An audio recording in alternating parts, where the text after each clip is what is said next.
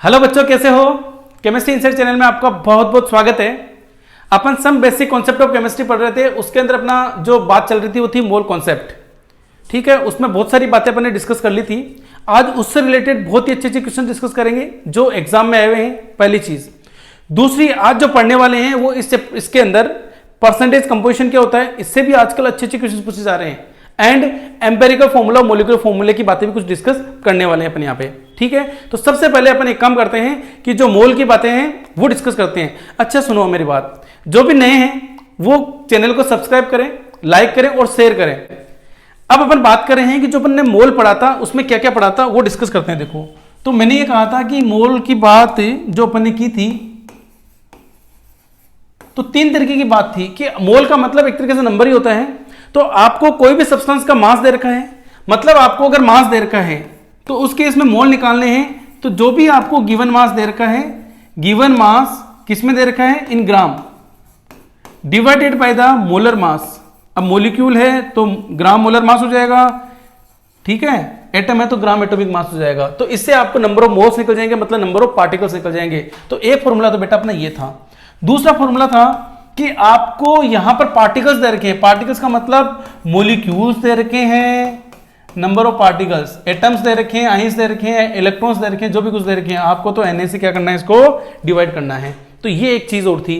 और तीसरा था कि अगर कोई गैस दे रखी है, क्या दे रखी, गैस, तो वहां पर ये था कि वॉल्यूम है उस गैस का, volume of gas in litre, किसमें, लीटर, किस पे, 8 STP पे।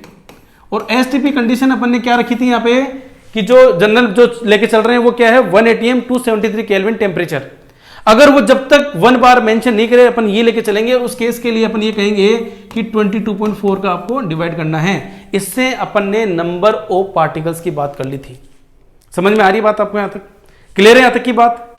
अब चलते हैं इससे रिलेटेड जो भी अच्छे क्वेश्चन है उनको देखते हैं। तो देखो, सबसे पहले अपन बात करते हैं ये क्वेश्चन की।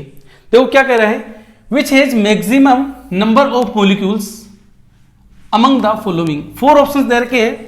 44 ग्राम CO2 दे रखा है, 48 ग्राम O2 दे रखा है, 8 ग्राम H2 दे रखा है, 64 ग्राम SO2 दे रखा है। कह रहा है कि किसमें मैक्सिमम नंबर मॉलिक्यूल्स प्रेजेंट है। खूबसूरत क्वेश्चन है। ऐसे क्वेश्चन आजकल एग्जाम में पूछे जा रहे हैं। अच्छा, ये गलती इसलिए वहां पर एग्जाम में गलती कर देते हैं बच्चे, गलती इसलिए कि पता नहीं कैलकुलेशन में हड़बड़ी इतनी ज्यादा हो जाती है, जबकि चीजें इजी है। देखो अपन इसको सोल्व करते हैं, क्या इसका आंसर आता है, 1 बाय 1 देखते हैं। तो सबसे पहले इसका सोल्यूशन में अपन लेते हैं ए दे रखा है 44 ग्राम ऑफ CO2। तो आपको पता है कि जब भी आपको ग्राम में दे रखा है तो आपको मोलर मास का भाग लगाना है, ग्राम एटॉमिक मास जो भी। तो यहां पर मॉलिक्यूल है तो मोलर मास की बात करेंगे। तो मैं यहां कहूं कि नंबर ऑफ मोल्स ऑफ, क्या बात कर रहा हूं, number of moles of CO2 के मुझे मोल्स निकालने हैं। तो मैं क्या बोलूंगा, given mass 44 divided by the molar mass. अब इसका मोलर मास कितना होता है, 44, तो ये 44, तो कितना आ गया, 1। तो बताओ number of molecules of CO2 कितना हो जाएगा जी, अरे कितना हो जाएगा, 1 into Na। बिल्कुल होगा, कोई दिक्कत ही नहीं है। ये बात आ गई इसकी। अब बी ले लेते हैं। बी कह रहा है 48 ग्राम O2। तो मेरे को क्या निकालना है, number of moles of O2, number of moles of O2। जब मुझे O2 के मोल्स निकालने हैं तो गिवन मास कितना है, 48 डिवाइडेड बाय द मोलर मास कितना होता है जी, 32। कितना आ जाएगा ये, 3/2। अब मैं बोलूं कि number of molecules of oxygen, number of molecules of O2, कितने O2 के मॉलिक्यूल्स प्रेजेंट है, तो क्या हो जाएगा, 3/2 into Na। ये बात हो जाएगी। अब बात करते हैं अपन सी की। तो सी यहां पर दे रखा है 8 ग्राम H2। तो जब भी बेटा आपको ये दे रखा हो तो आपको क्या निकालना है, नंबर ऑफ मोल्स किसके, H2 के। तो number of moles of H2 क्या हो जाएगा जी, given mass divided by the molar mass, क्या आ जाएगा, 4।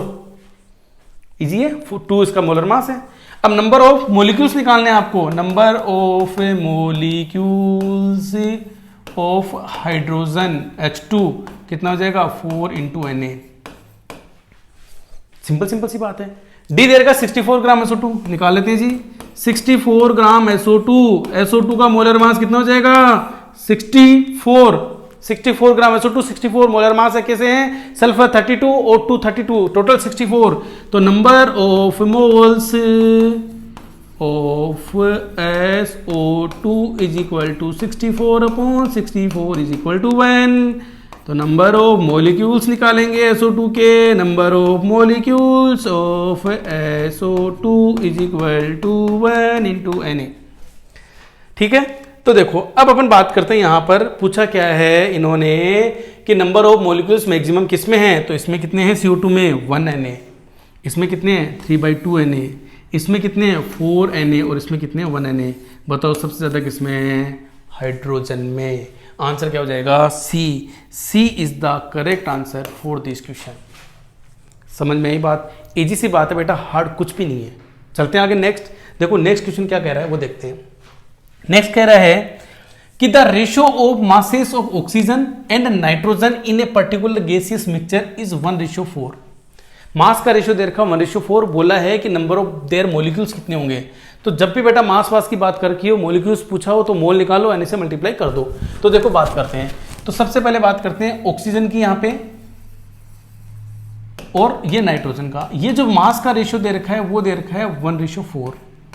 तो मुझे इतना बताओ, कुछ भी हो सकता है, 2:1:4 है तो 2:8 हो सकता है। समझ में आ रही बात? तो मैं एक काम करता हूं, इसका मास 1 ग्राम मान लेता हूं, इसका ग्राम मास 4 ग्राम मान लेता हूं। तो बताओ number of moles of O2 कितने हो जाएगा?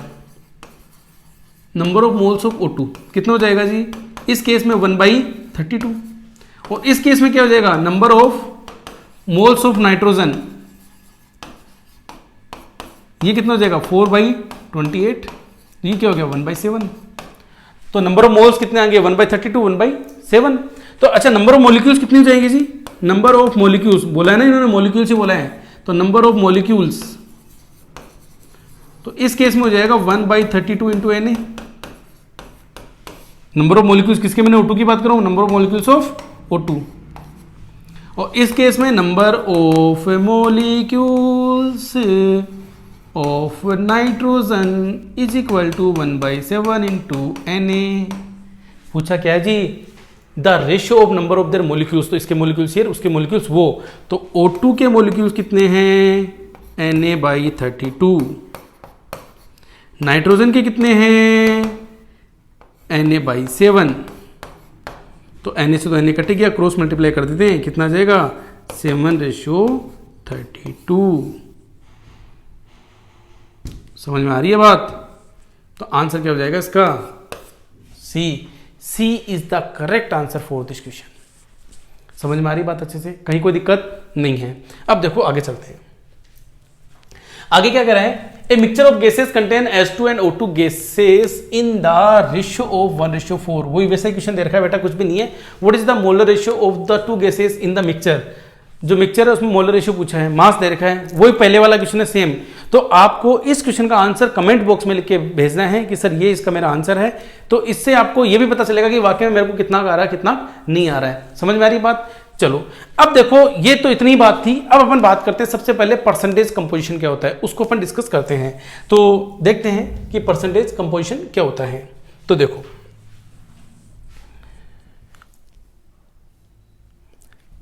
परसेंटेज कंपोजिशन,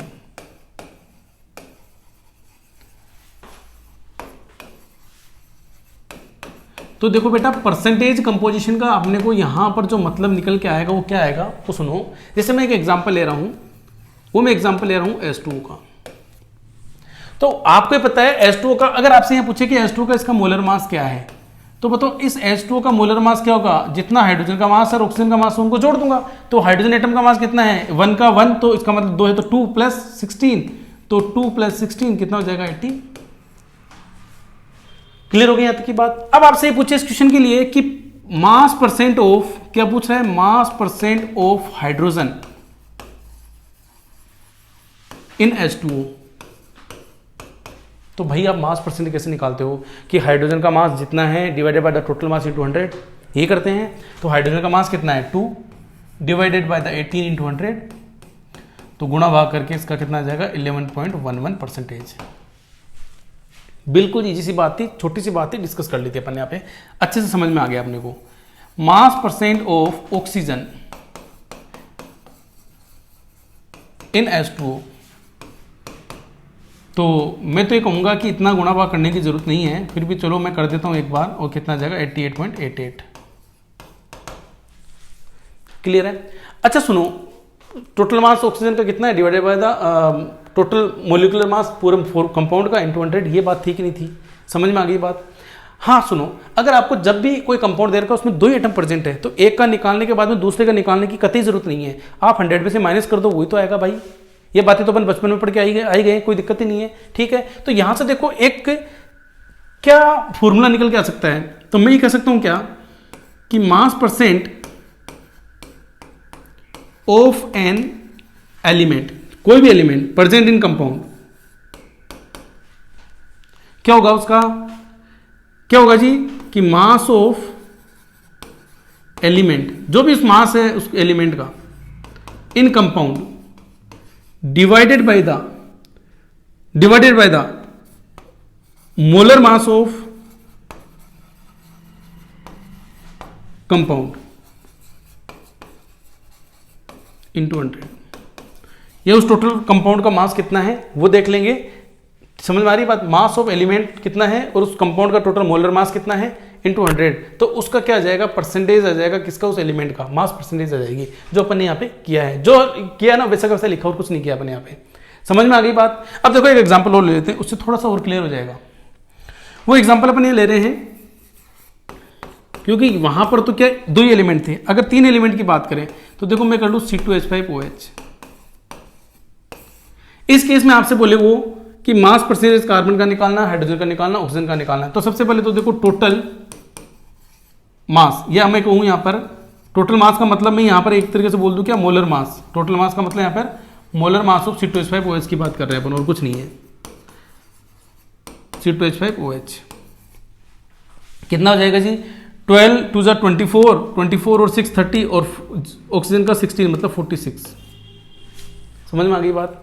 तो अपन यहां पर बेसिकली किसकी बात करने जा रहे हैं, मोलर मास ऑफ C2H5OH की बात करने जा रहे हैं। ठीक है, अब देखो मोलर मास इसका ये है। अब आपको बोले कि mass percentage of carbon, mass percent of carbon in C2H5OH। तो करना क्या है, कार्बन का मास कितना है 24, total 12 into 2 divided by the 46 into 100। भाई गुणा भाग कर लेना, आप कितना आता है वो आप देख लेना यहाँ पे गुणा भाग करके। दूसरा है आपको निकालना है मास percent of hydrogen in C2H5OH। तो हाइड्रोजन कितना है total 6 divided by the 46 into 100, जो भी आएगा आ जाएगा। और थर्ड है मास percent of oxygen in compound C2H5OH। Oxygen कितना है जी यहाँ पे 16 डिवाइडेड बाई 46 इंटू 100। निकाल लो, और अच्छे से इसको देखना है, चेक करना है। तो तीनों को निकालने के बाद में तीनों को ऐड कर लो, अगर 100 आता है तो इसका मतलब कहीं कैलकुलेशन मिस्टेक नहीं हुई है। ये अपना एक तरीका हो गया कि किस तरीके से अपन मास परसेंटेज निकाल सकते हैं। अब देखो इस पर बेस्ड बहुत ही अच्छे अच्छे क्वेश्चन पूछे जा रहे हैं एग्जाम के अंदर, वो क्या है देखो वो डिस्कस करते हैं अपन। पहले तो एक सिंपल सा क्वेश्चन है उसको डिस्कस कर लेते हैं। क्या है, what is the percentage of aluminium in Al2O3। ये तो बड़ा इजी सा है, इसलिए एक सिंपल सा बस प्रैक्टिस हो जाए। तो इसका सॉल्यूशन के लिए अपन क्या करेंगे, तो सबसे पहले तो ये कहूंगा कि मोलर मास ऑफ Al2O3 निकालना है। Molar mass of Al2O3, aluminium का होता है 27, तो 27 इंटू 2 तो ये कितना हो गया 54 प्लस 3 इंटू 16। तो कर लो जी क्या आंसर आ जाएगा 54 प्लस से 48 कितना हो जाएगा 102। ठीक है, अब आपको बोला है कि मास परसेंटेज निकालना है, मतलब परसेंटेज निकालना है। तो mass percentage of aluminium in Al2O3 तो कितना आ जाएगा 54 डिवाइडेड बाई द 102 इंटू 100। समझ में आ रही बात? सोल्व कर सकते हैं। आपको भी देखो यहाँ समझ में आ रहा होगा कि 100 है, ये 102 है, तो इसका मतलब 54 से कम ही आएगा। तो अप्रोक्स ये 50, समझ में आ रही है बात, मतलब 53 के आसपास आ जाएगा। मैं एक तरीके से कर दूँ अप्रोक्स 53% के आसपास इसका आंसर आ जाएगा। बाकी आप कैलकुलेट करके देख लेना इसका कितना आ रहा है, 52.91 के आसपास, जो भी कुछ आ रहा है वो आपका आ जाएगा यहाँ पे। ठीक है, वो आप ऑप्शन के अकॉर्डिंग देख लो। अगर ऑप्शन ही दूर दूर है तो आपको जनरल डायरेक्ट देख लो। अब ऑप्शन ही मान लो 52 पॉइंट कुछ, 52 पॉइंट कुछ, तो आईएएस के एग्जाम थोड़ा ना दे रहे हैं वहाँ यार, इतना बात थोड़ी ना कर रहे हैं अपन यहाँ पे, क्योंकि आपके पास में कौन सा वहाँ पे कैलकुलेटर होगा भाई। समझ में आ रही है ना बात। तो एक छोटी सी चीज थी जो अपन यहाँ पे डिस्कस करी थी। चलते हैं, देखो ऐसे एक क्वेश्चन है, calculate the percentage composition of various element in the following compound. ठीक है, देखो इस क्वेश्चन की खूबसूरती क्या है, मैंने इस क्वेश्चन को इस तरीके से डिजाइन किया है कि आपको कुछ चीजें याद हो जाए। क्या कि CaSO4 5s2 को बोलते हैं ब्लू विट्रियोल, FeSO4 7s2 को बोलते हैं ग्रीन विट्रियोल और ZnSO4 5s2 को बोलते हैं व्हाइट विट्रियोल। तो यहां से तीन चीज आपको याद होगी। परसेंटेज कंपोजिशन तो यार करना ही है, वो तो देखना ही है, लेकिन क्या कि ये ब्लू ग्रीन और व्हाइट विट्रियोल क्या होता है, क्योंकि देखो बड़े बड़े एग्जाम लगते हैं जेईई में एडवांस का, उसमें कहीं एक जगह दे दिया व्हाइट विट्रियोल। अब आपको ये पता नहीं है कि व्हाइट विट्रियोल का मतलब ZnSO4 की बात कर रहा है, तो क्लू दे दिया उसने कि आप मतलब जिंक की बात करो, इसके अंदर एलिमेंट की बात करो जिंक। तो छोटी चीज है लेकिन बड़ा क्वेश्चन सही करा सकती है आपका। समझ में आ रही है बात। अब अपन एक काम करते हैं, इसके अंदर अपन केवल इसकी बात कर लेते हैं, कॉपर सल्फेट के केस की, बाकी की सारी बातें आप खुद कर लेना सारा। तो मैं कॉपर सल्फेट की बात कर लेता हूं यहां पे। तो सबसे पहले ये जो कॉपर सल्फेट है और 5s2 है, तो इसके अंदर मैं यहां पर बात ये करूं कि कॉपर कितना है। तो देखो मैं सीधी सीधी बात कर लूं कि कॉपर कितना है यहाँ पे, तो कॉपर का होता है 63.5 और कॉपर है इतना ही।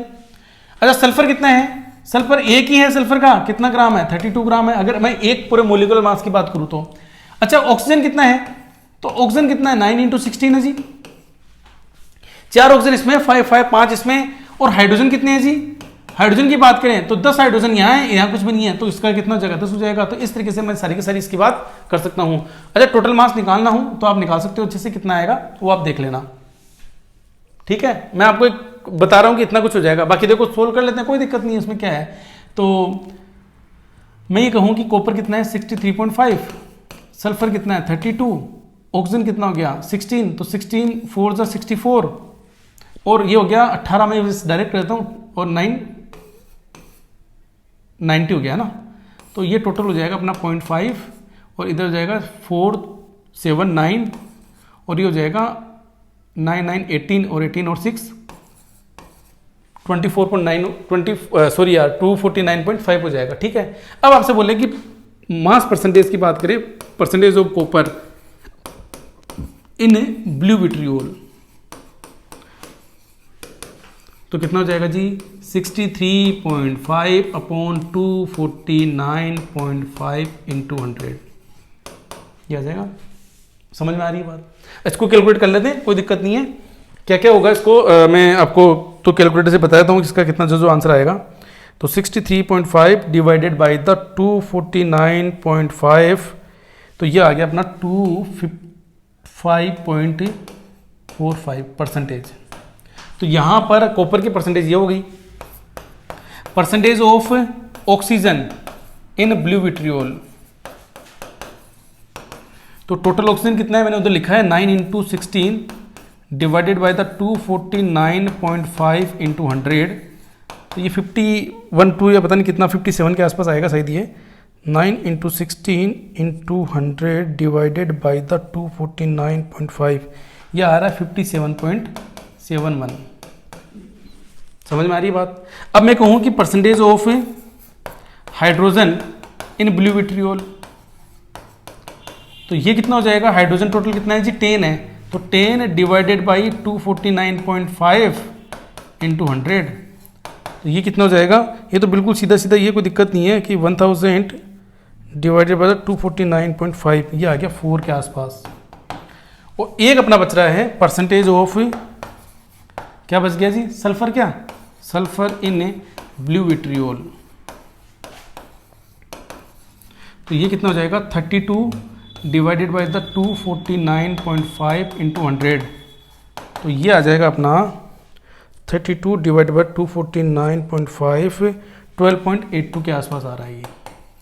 तो सबसे बड़ी बात यह है कि आपको 3 निकालने के बाद फोर्थ की निकालने की जरूरत ही नहीं है। और उससे भी बढ़िया बात यह है जी, यहाँ पे एक सिंपल सी बात क्या है कि आप इनको चारों को ऐड कर लो और इसके कैलकुलेशन भी एक हो जाएगी कि हाँ अपन ने जो किया वो सही किया है। ठीक है, अच्छा मेरी बात सुनो, ये जो मैंने बातें बोली, इतनी बातें आपको एग्जाम के अंदर ऐसा नहीं करना है। ये तो चलो मैंने कैलकुलेटर से सोल्व कर दिया, आपको क्या करना है, इसको 250 मान लेना है लमसम, और इसको 63 के आसपास मान लो, तो उसके अकॉर्डिंग एक बार सोल्व करके देख लो ना कितना आ रहा है।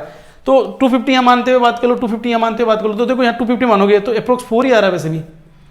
समझ में आ रहा है। तो इससे क्या आपको वहां पर एग्जाम में दूर दूर रहेगा, जैसे ये 25 पॉइंट दे दिया तो दूसरा 29 या 30 के आसपास हो गया, 21 होगा, तो इतना दूर तो होगा, तो आप जज कर पाओगे कि अपना आंसर ये वाला है।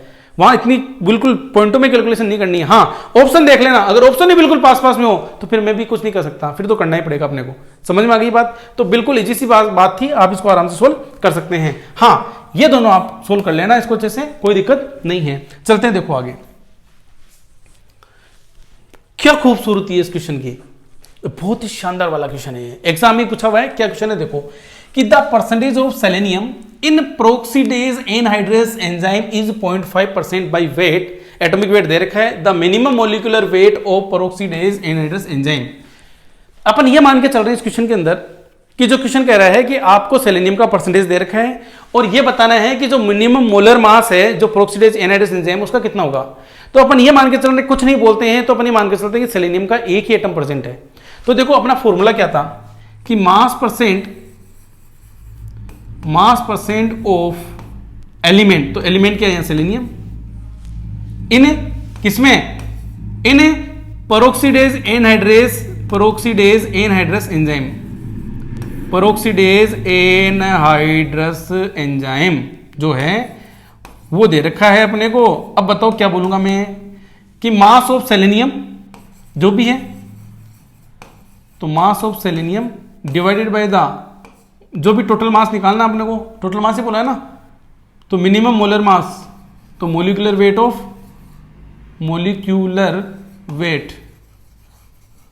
Of peroxidase anhydrous enzyme into 100, यही है बात। अब देखो किया क्या है, अपने को निकालना क्या है कि मिनिमम मोलिकुलर वेट निकालना है, बाकी सब कुछ दे रखा है। तो देखो ये दे रखा है, कितना दे रखा है 0.5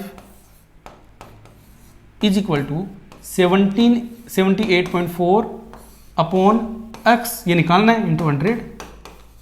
तो x की वैल्यू कितनी आ जाएगी जी, तो x कितना आ जाएगा, तो मैं इसको सीधा लिख दूं क्या, ये आ जाएगा 0.5, मतलब ये हो जाएगा 78.4, अरे 4 इंटू 2 इंटू 100, अरे 0.5 आएगा ना, ऊपर जाएगा तो कितना हो जाएगा ये, मतलब 10/5 2 हो जाएगा ना, डायरेक्ट लिख दिया मैंने यहाँ पे। तो ये कितना, इसको सोल्व करके देखो, तो इन दोनों को गुणा कर लो, तो 78.4 को गुणा करो आप 2 से, तो ये क्या है 4 2 8, 8 2 16 और 7 2 14 और 1 15, तो ये हो गया 156.8। तो ये हो गया टोटल 156.8 इंटू 100, मतलब ये हो गया जी, मैं से लिख दूँ क्या 1.568 इंटू 10⁴ गुणा भागी कर रहे हैं भाई साहब इतनी देर से। तो अपना आंसर क्या हो जाएगा, यहाँ पर वो देख लेते हैं। अच्छा सुनो, यहाँ पे देखो 1 है, कट गया दिखता है यहाँ पे ना, तो ये है 1.568 10/4, ये 1.568 10/3, तो अपना आंसर क्या हो जाएगा, ये तो होगा ही नहीं दोनों, तो आंसर क्या हो जाएगा अपना यहाँ पे फर्स्ट। तो first is the correct answer for this question. करना क्या, ध्यान रखना कि आपको मास परसेंटेज दे रखा है, मास ऑफ सेलेनियम आपको क्योंकि नहीं दे रखा तो एक ही एलिमेंट का मानना है अपने, आगे क्वेश्चन करा रहा हूँ उससे क्लियर हो जाएगा। Molecular weight of peroxidase anhydrous enzyme का निकालना, उसको x मान लिया और सिंपल वही बात करी है, बस उल्टा कर लिया और कुछ नहीं किया अपन ने। समझ में आ रही है बात? चलते हैं देखो। तो देखो नेक्स्ट क्वेश्चन क्या कह रहे हैं कि an alkaloid contain 17.28% of nitrogen, ठीक है जी, and its molecular masses is 162। एक एल्कलॉइड का मोलिकुलर मास दे रखा है, बोला था number of nitrogen atom, very good, क्या बात है, nitrogen atom present in 1 molecule of alkaloid, clear है बात। तो देखो आपको क्या किया है, क्या बोला है इसके अंदर कि percentage of nitrogen is equal to, तो टोटल मास कितना होगा नाइट्रोजन का, तो मैं ऐसे लिख सकता हूं क्या, टोटल मास कितना होगा, तो मैं कहता हूं कि मैं नाइट्रोजन के इतने एटम है और उसको 14 से मल्टीप्लाई कर दोगे तो टोटल मास आ जाएगा नाइट्रोजन का, divided by the molar mass of alkaloid, मतलब मोलर मास ऑफ एल्कलॉइड या molecular weight of alkaloid, molecular weight of alkaloid, molecular mass या molecular weight of alkaloid into 100। समझ में क्या किया, अरे कुछ भी, टोटल नाइट्रोजन का परसेंटेज कितना है, तो मैंने इसको क्या कर दिया x इंटू 40 कर दिया। x क्या है यहाँ पे, x क्या है, अरे x क्या है, नंबर ऑफ नाइट्रोजन एटम है कि कितने नाइट्रोजन एटम है, और जो पूछ रहा है उसी को अपन ने यहाँ उस तरीके से लिख लिया है, ठीक है बात। अब जैसा जैसा बोला है ना बस वैसा वैसा चल रहा है और कुछ नहीं किया। तो परसेंटेज ऑफ नाइट्रोजन कितना दे रखा है 17.28, into x sorry is equal to x into 14 divided by the 162 into 100। क्या निकालना है? एक्स की वैल्यू। तो जब एक्स की वैल्यू आप निकालेंगे 162 into 17.28 divided by the 14 into 100, ऐसे निकलेगी भाई साहब। तो जब इसको सोल्व करोगे तो इसका आंसर कितना आ जाएगा? यहाँ पे 2 आ जाएगा। आप इसको सोल्व करके देख लेना, इसका आंसर कितना आ जाएगा? 2 आ जाएगा। तो यहां से एक चीज क्लियर ये हो गई है कि आपसे पूछे कि इसके अंदर कितने नाइट्रोजन एटम प्रेजेंट है, तो आप बोलोगे 2। अच्छा, नाइट्रोजन परसेंटेज कितना है? तो 28 है कि नहीं है। तो क्रॉस मल्टीप्लाई भी कर सकते हो कि परसेंटेज नाइट्रोजन निकालना है आपको। अगर इसमें आपको परसेंटेज ऑफ नाइट्रोजन निकालना है तो आप क्या कर सकते हो? 28 डिवाइडेड बाय द 162 इंटू 100। अगर ये वैल्यू इसके बराबर आ जाए 17.28 की है तो इसका मतलब अपनी बात सही हो रही है। समझ में आ रहा? बड़ा ही इजी क्वेश्चन है, ऐसे क्वेश्चन आजकल एग्जाम में पूछे जा रहे हैं। ठीक है, बात समझ में आ गई यहाँ तक की बात। अब देखो इसके बाद में जो अपने को पढ़ना है वो अपना बात है एम्पेरिकल फॉर्मूला और मोलिकुलर फॉर्मूला। तो उसको देखो अपन डिस्कस करते हैं आगे। तो अब अपन जो डिस्कस करने वाले हैं आगे वो है अपना एम्पेरिकल फॉर्मूला और मोलिकुलर फॉर्मूला। एम्पेरिकल फॉर्मूला क्या होता है और मोलिकुलर फॉर्मूला क्या होता है, एंड मोलिकुलर फॉर्मूला। तो देखो बच्चों यहां पर बात ऐसी है जी, छोटी सी बात। आपने एक एग्जांपल लेते हैं, देखो अपन यहां पे मैंने एक एग्जांपल लिया C6H12O6। कोई भी मॉलिक्यूल है उसके अंदर exact number of various atom present है, तो उस केस में बोलेंगे उसको मोलिकुलर फॉर्मूला, मतलब एग्जैक्ट बताना, उस केस में उसको मोलिकुलर फॉर्मूला बोलते हैं।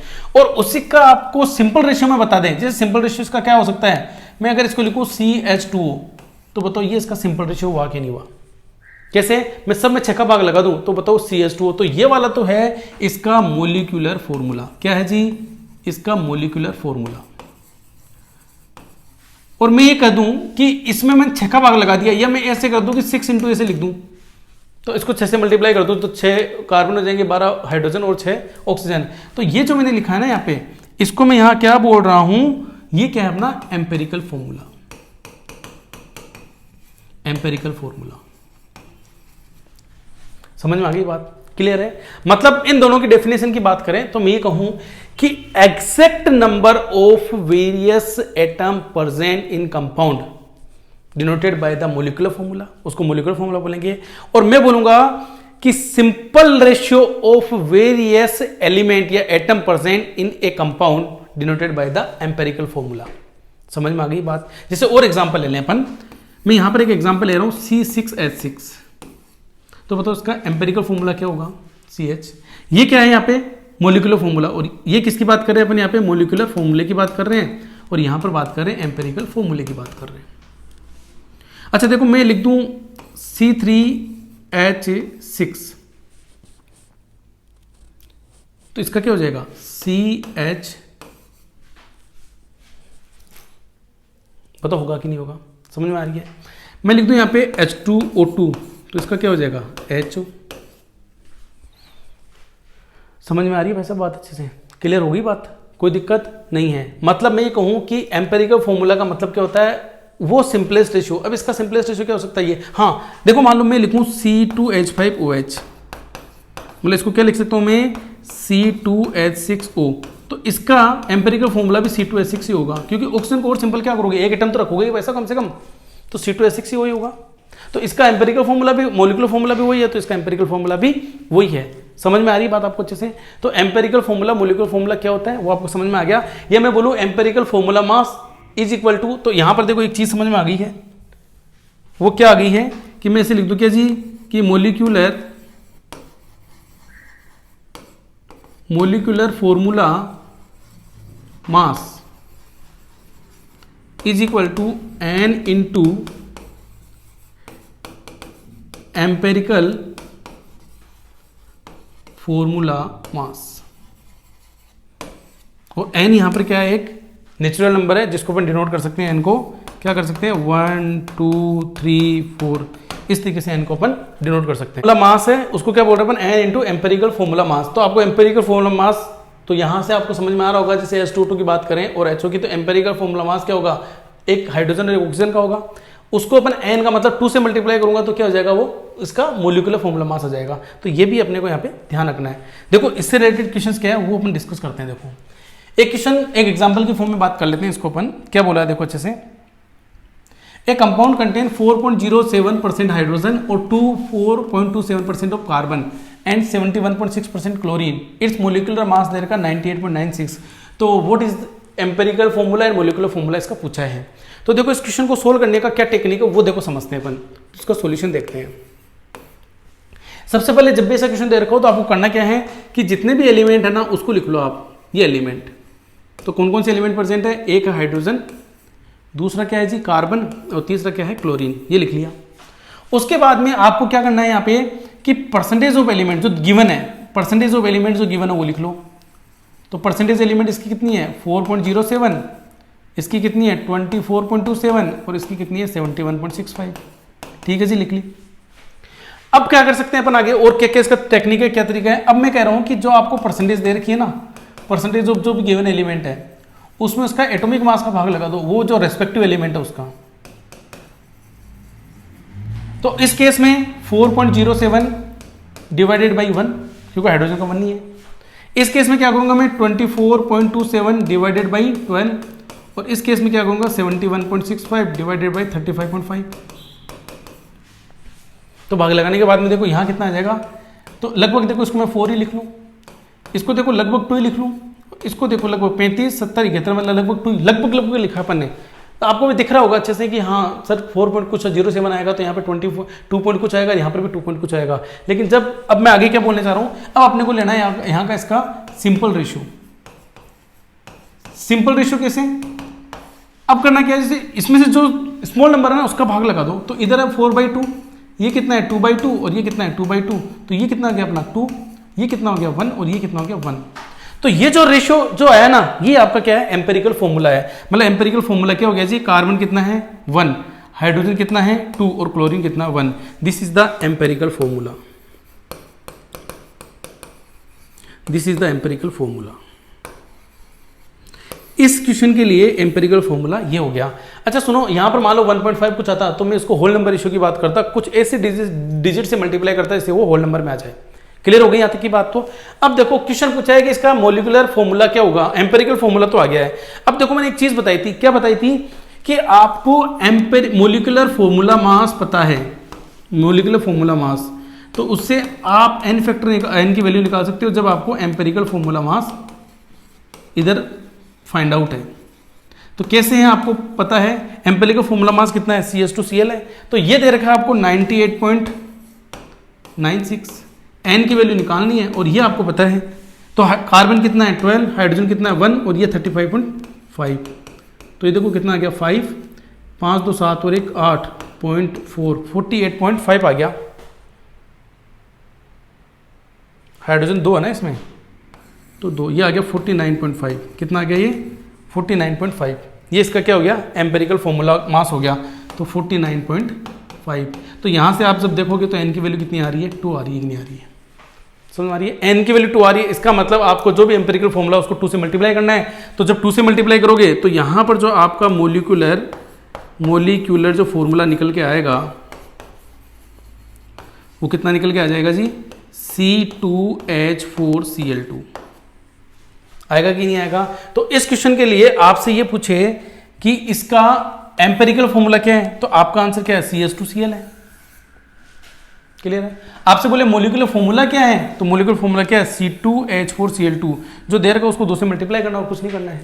समझ में आ गई बात इतनी सी। तो बस यही एक तरीका है जिससे अपन आराम से इसको सोल्व कर सकते हैं और कहीं कोई दिक्कत नहीं। देखो सबसे पहले अपन ने पढ़ा था परसेंटेज कंपोजिशन, अब परसेंटेज कंपोजिशन अपन मोलिकुलर फॉर्मूला एम्पेरिकल फॉर्मूला भी अपन को देखना आ गया है। समझ में आ गई बात। देखो एक क्वेश्चन और देख लेते हैं। एक क्वेश्चन क्या कह रहा है कि कंपाउंड कंटेन, क्या बोल रहा है जी, एक compound contain 52.2% carbon, 13% hydrogen and 34.8% oxygen, molecular mass of compound is 92। ठीक है, फिर बोला है calculate the molecular formula of compound. Same वैसा ही क्वेश्चन है, वही तरीका है। तो देखो सबसे पहले क्या था अपना तरीका, सबसे पहले एलिमेंट लिखो। तो कौन कौन से एलिमेंट है जैसा बोला है वैसा लिख लो। तो क्या क्या एलिमेंट यहाँ पे क्या है जी, कार्बन है, हाइड्रोजन है और ऑक्सीजन है, लिख लिया साहब।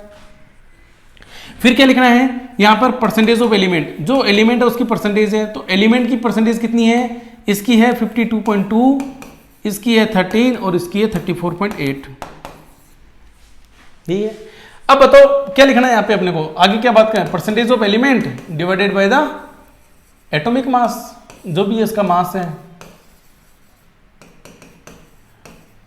तो इस केस में कितना आ जाएगा 52.2 डिवाइडेड बाय 12, इस केस में 13 डिवाइडेड बाय 1 और इस केस में 34.8 डिवाइडेड बाय 16। समझ में आ रही बात। तो यहां पर देखो, जब यहां बात करोगे तो मैं कैलकुलेट कर देता हूं इसको, लिख के 4.35 के आसपास आना चाहिए ये जो भी आएगा, 52.2 डिवाइडेड बाय द 12, तो ये आ रहा है 4.35 के आसपास, ये आ रहा है 13 और ये आ रहा है आपका 34.8 डिवाइडेड बाय 16, ये आ रहा है 2.175। अच्छा मेरी बात सुनो, ये तो मैंने कैलकुलेट कर दिया है, आप थोड़ा सा देखो कि 12 है तो 4 पॉइंट कुछ आएगा, ये 13 है और ये 2 पॉइंट कुछ आएगा, ये दिमाग में है कि नहीं है। अब बताओ आपको क्या निकालना है, सिंपल रेशियो निकालना है इनका। तो सिंपल जब रेशियो निकालोगे तो करना क्या है, 4.35 13 और 2.175 छोटा है, तो आप क्या करोगे 4.35 divided by the 2.175, 13 divided by the 2.175 और 2.175 डिवाइडेड बाय द 2.175। तो ये कितना आ गया 2, ये कितना आ गया जी 6 2 जा 12 और 1.75 मतलब 6 के आसपास आएगा, और ये कितना आ गया 1।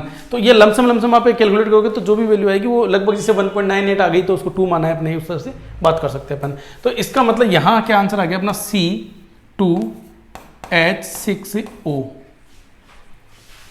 बताओ ये आया कि नहीं, C2H6O। अब इन्होंने बोला है कि मोलिकुलर फॉर्मूला क्या होगा, तो ये अपना जो निकल के आया वो क्या है, एम्पेरिकल फॉर्मूला आया है। तो ये तो है अपना एम्पेरिकल फॉर्मूला, ये तो एम्पेरिकल फॉर्मूला है। अब मैंने आपको एक बात बता रखी है कि मोलिकुलर फॉर्मूला निकालने के लिए आपको एक तरीका था कि empirical formula mass into n is equal to molecular formula mass, यही बात थी।